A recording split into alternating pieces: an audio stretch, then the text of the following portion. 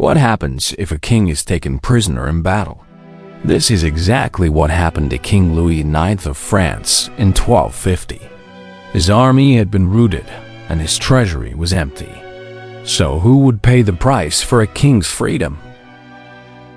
Louis had come to Egypt with a large crusader army, but disease spread, supply lines were cut off, funds ran out, and he was defeated in battle. In the Middle Ages, money was just as decisive in determining the outcome of a war as the sword.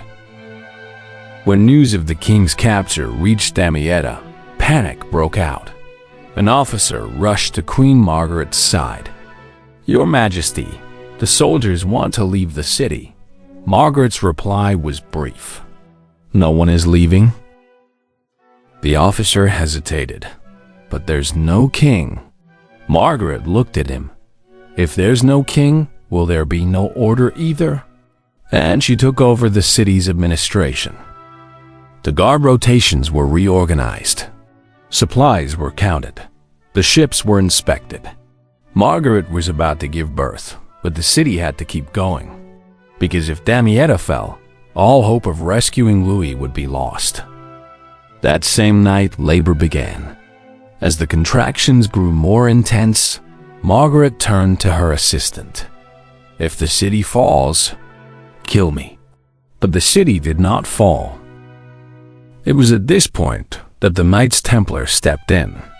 They were not only warriors, but also operated a bank-like financial network across Europe, holding funds in trust and allowing kings, nobles, and merchants to access them in other cities. Built on trust, this network linked major centers from Paris and London to Acre and Jerusalem. Now, Renaud de Vichers, commander of the Knights Templar, faced a major problem. Louis's ransom had to be paid, but there wasn't enough money in the king's treasury. The Templars had money. However, not all of that money belonged to them. The clerk objected. "This money was entrusted to us. If we touch it, why would people ever trust us again?" Commander Renaud fell silent. Then he asked, "What if the king stays here? The entire campaign will collapse." The decision was made. The chests were opened. The gold was counted. The records were checked. Money changed hands on the banks of the Nile. And in return, a king regained his freedom.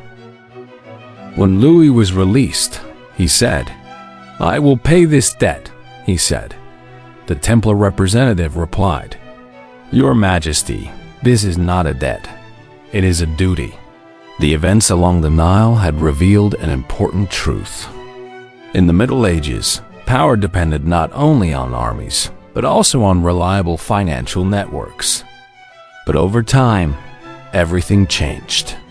This powerful financial network, which had once saved kings, would, a few decades later, come to be seen as a threat in the eyes of another French king.